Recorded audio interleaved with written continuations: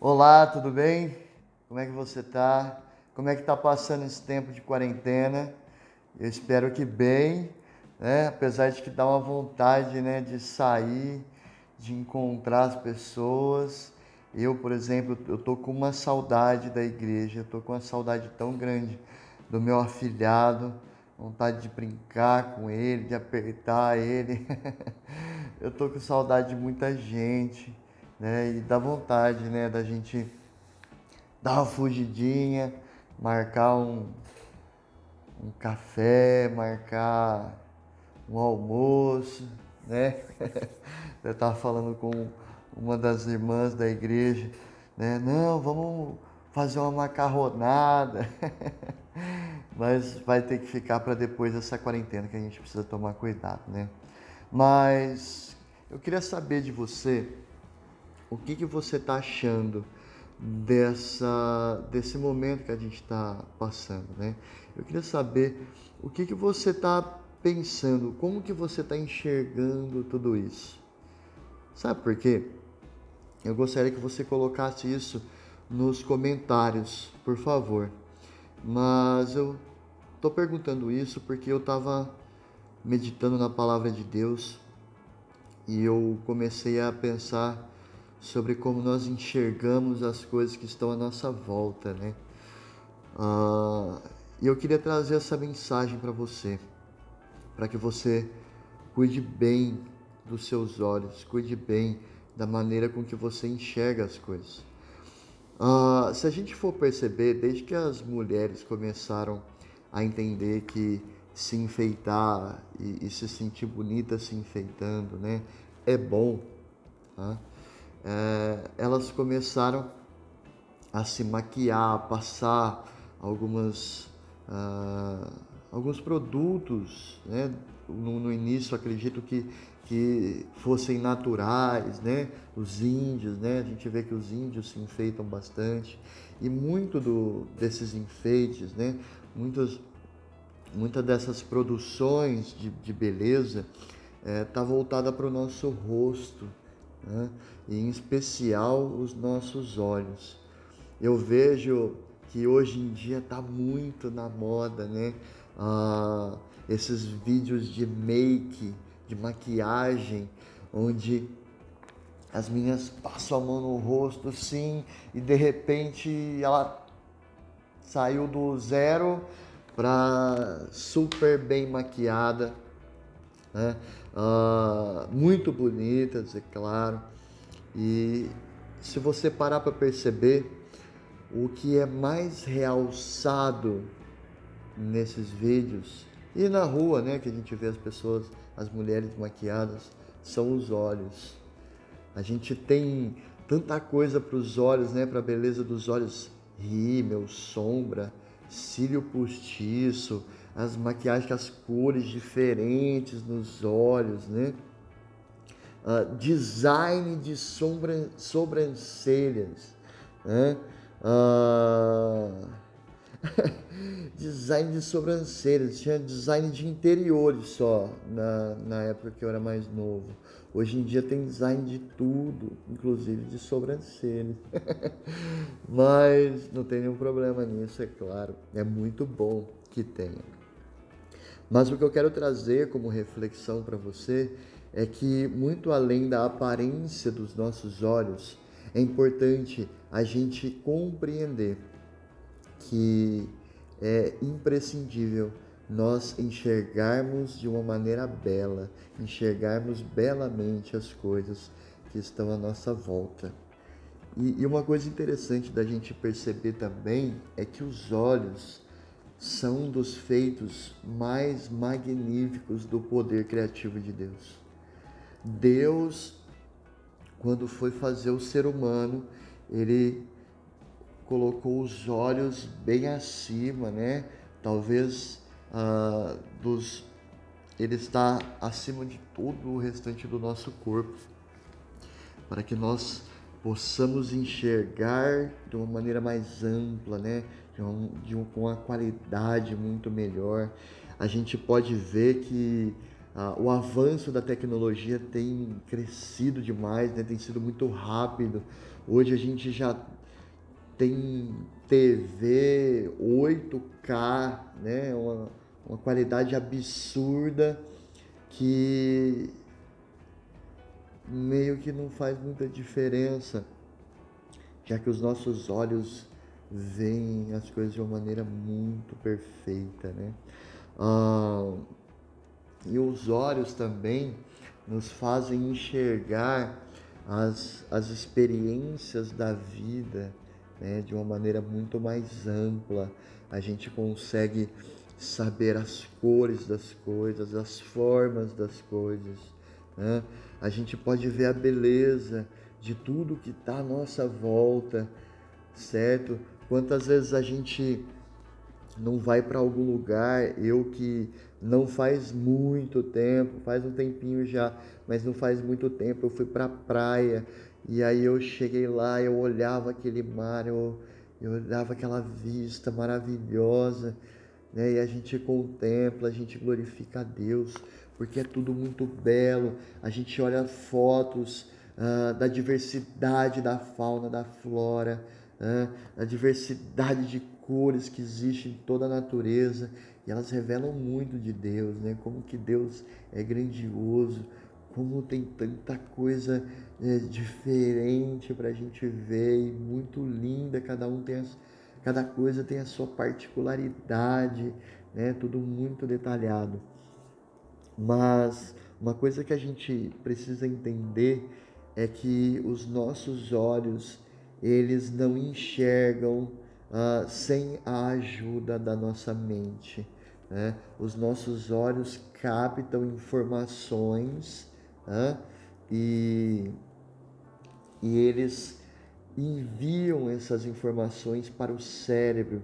O cérebro organiza tudo o que os nossos olhos veem e, além de organizar, os nossos olhos interpretam aquilo que a gente vê, né?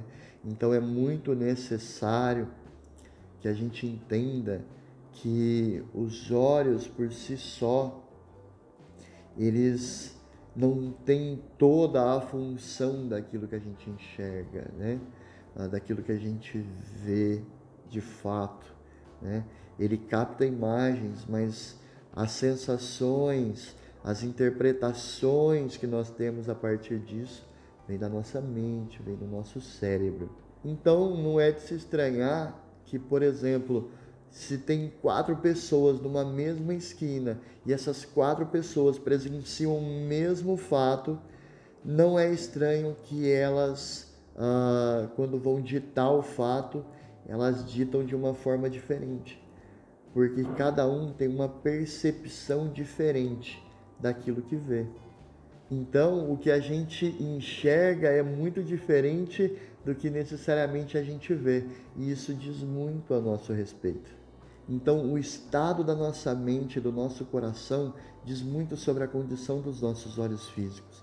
A saúde da nossa alma, do nosso espírito, é muito importante para a compreensão que nós temos das coisas. E deixa eu te falar uma coisa: algo terrível aconteceu e que afetou o modo com que a gente enxerga as coisas, interpreta as coisas que estão à nossa volta.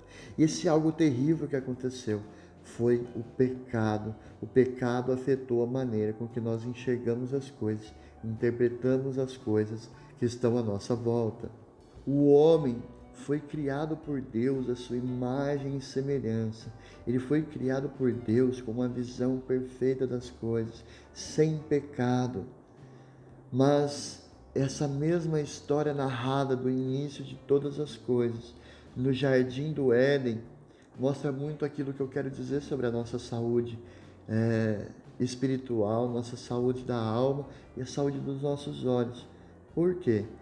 Adão e Eva viviam nus, sem constrangimento. Eles não se importavam de estar nus um na frente do outro, porque não tinha maldade, entende? Só que quando o pecado entrou na vida deles, quando eles desobedeceram a Deus, o que aconteceu com eles. Eles olharam para eles, viram que estavam nus e se envergonharam, eles se constrangeram, eles imaginaram: nossa, como que você está desse jeito perto de mim? Logo eles foram e fizeram roupas, né, com figueiras que eles tinham, e para que eles tampassem a sua nudez, porque eles sentiram vergonha. Vergonha também do que Deus poderia pensar de ver eles assim. O pecado distorceu a verdade, mudou a atitude dos homens. O pecado transformou e mudou não só a forma com que nós enxergamos, mas a forma com que nós compreendemos tudo. Observa, se eu te apresentar a foto de uma ponte, imagina uma ponte, fecha os teus olhos, imagina uma ponte agora. O que essa ponte significa para você? Para alguns, essa ponte vai significar simplesmente uma forma que o homem encontrou de passar com carros e motos sobre lugares que antes não era possível, como mares, rios, precipícios, né? Então, alguns podem pensar dessa forma, outros podem pensar que é uma passagem para o outro lado, outros podem pensar que é uma mudança de vida, uma mudança de mentalidade, outros podem enxergar nessa ponte uma oportunidade de pular dela por diversão, por adrenalina, como fazem com bungee jump, paraquedas, etc.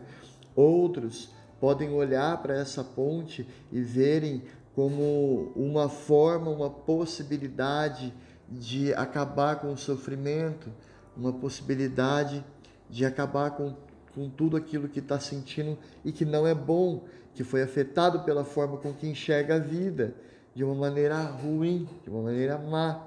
Então entenda uma coisa, aquele que te criou sem pecado, ele te criou para que você pudesse enxergar as coisas da maneira correta. Para o homem que não tinha pecado lá no Jardim do Éden, ele deu uma ordem, e uma ordem que faria com que ele continuasse durante toda a sua vida, toda a sua eternidade, enxergando da maneira correta todas as coisas. Só que por ignorar essa verdade de não comer do fruto proibido, o homem foi afetado, ele teve a sua vida completamente afetada, todas as coisas na terra foram afetadas por ignorar a ordem de Deus, para que nós fizéssemos aquilo que Ele enxerga como perfeito. E por nós ignorarmos a forma com que Ele enxerga todas as coisas de maneira perfeita, nós erramos, nós pecamos, nós passamos a enxergar a vida como um fardo, e a vida realmente passou a ser um fardo, porque nós ignoramos a forma perfeita de enxergar as coisas. Mas a gente pode se reaproximar dessa forma perfeita de enxergar as coisas.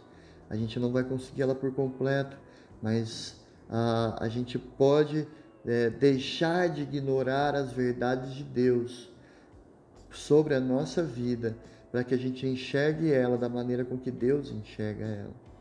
E Jesus fala sobre isso, a maneira com que nós enxergamos as coisas. Em Mateus 6, 22 e 23, diz o seguinte: são os olhos a lâmpada do corpo. Se os teus olhos forem bons, todo o teu corpo será luminoso. Se, porém, os teus olhos forem maus, todo o teu corpo estará em trevas. Portanto, caso a luz que há em ti seja trevas, grandes trevas serão. Entenda, Jesus aqui, ele está nos ensinando a enxergar as coisas da maneira correta, a cuidar dos nossos olhos, daquilo que nós vemos. Observe, nesse tempo de quarentena que a gente está vivendo por causa do vírus, certo? O que você tem visto? O que tem passado na televisão? O que você tem visto no seu celular? O que você tem visto no seu computador? O que você tem visto sobre tudo que está à sua volta? A gente sabe que na televisão as coisas que estão passando nos deixarão mais aflitos se a gente passar o dia inteiro vendo televisão. Só vai falar sobre problemas e catástrofes. Isso não é só agora não. Eu até brinco que a minha avó fica o dia inteiro assistindo programa de balanço geral, da Atena e essas coisas.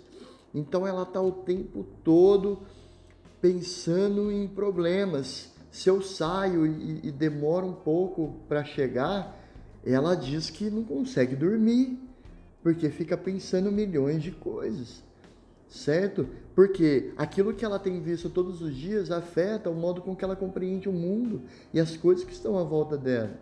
Não que o mundo não seja perigoso, mas que ele não é perigoso o tempo todo e de que não são só coisas ruins que acontecem conosco. E a gente tem que entender que Jesus está nos dizendo para que os nossos olhos vejam da maneira correta, é necessário que eles vejam luz, é necessário que eles vejam a coisa boa, a coisa correta, a maneira correta de ver e de pensar as coisas. E deixa eu te falar uma coisa, Jesus é a luz do mundo, Ele tem a luz necessária para que nós vejamos tudo da maneira correta, da maneira ideal de enxergarmos todas as coisas, certo? E deixa eu te falar uma outra coisa. No Salmo 109, no verso 105, diz que a palavra de Deus é lâmpada para os nossos pés e luz para o nosso caminho. Então, se eu mergulhar na Bíblia, se eu buscar entender quem Deus é, o que Ele pensa de mim, o que Ele quer de mim e o que Ele quer fazer comigo e através de mim, melhor será o modo com que eu enxergo as coisas. Porque eu passo a enxergar pelo prisma da luz. Entenda, você está conseguindo me enxergar de uma maneira clara porque está batendo luz em mim. Porque está batendo luz no ambiente, entende? Então, conforme a luz vai iluminando você, você vai conseguindo ter uma percepção muito mais clara daquilo que está acontecendo à sua volta. Então, diante de tudo que nós temos vivido, e mesmo se tudo isso passar e que passe o quanto antes, eu mal espero a hora de que tudo isso passe, a gente possa voltar a, entre aspas, a normalidade, né? E eu acredito que muita coisa vai mudar quando a gente voltar ao convívio social, e tem que mudar.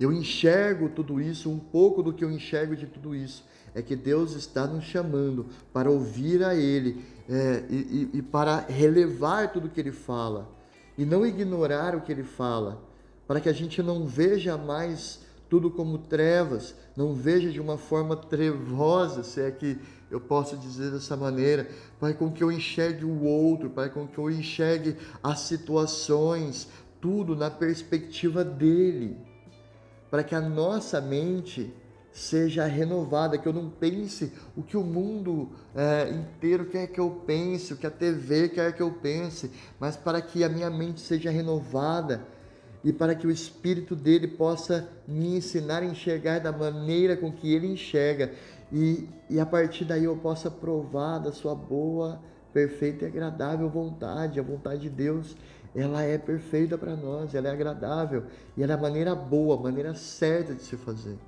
as coisas, né? Então medita no que a Bíblia quer dizer para você nesse tempo, mergulha na Bíblia, o que ela quer dizer de você, para você e através de você.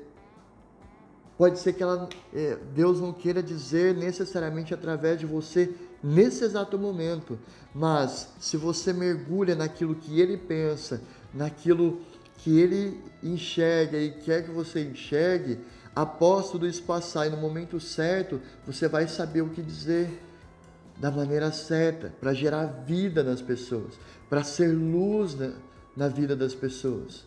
para que você possa enxergar aquilo que elas não estão enxergando. Assim como o que Deus tem me incomodado é para dizer para você, para que você enxergue da maneira que Ele te enxerga. Eu estou aqui para dizer para você de que vale a pena ouvir a voz de Deus sobre a tua vida, para que você não desista, para que você não ande ansioso por coisa alguma, para que você não pense em acabar com tudo, mas entenda que há muito ainda para ser feito e há muita coisa para Deus fazer na tua vida através dela, mas você precisa buscar Ele. Então, aqui eu quero deixar uma passagem para você, que também é uma oração que eu faço para você, em Apocalipse 3:8, já que a gente tem olhado muito para as circunstâncias e achado que está chegando o fim de tudo, né? Entenda que não necessariamente é o fim de tudo, certo? E de que há muito, até em Apocalipse nós entenderemos que o fim não é de fato o fim, porque haverá uma eternidade para nós. Mas em Apocalipse, no capítulo 3, no verso 18, diz: aconselho que de mim compres. E o que Deus também quer que nós compremos? Colírio para ungires os olhos, a fim de que veja. Entenda, Jesus é o oftalmologista que você precisa. Você também precisa passar por um oftalmologista, um médico, mas Jesus é o oftalmologista fundamental que você precisa. Por mais que você ache que os seus olhos estejam vendo de uma forma perfeita, eles não estarão se você não comprar dele, e é de graça, né? O comprar aqui é uma coisa interessante, que é você buscar dele o colírio para que você unja os seus olhos e você passe a enxergar de verdade. Então eu oro para que você entenda essa palavra e eu declaro o colírio de Deus sobre os teus olhos, para que você veja tudo que Ele tem para a sua vida. Agora, em nome de Jesus, que os seus olhos sejam abertos fisicamente e espiritualmente, no nome de Jesus Cristo. Que Deus te abençoe, espero que essa seja uma palavra de vida para você e até mais.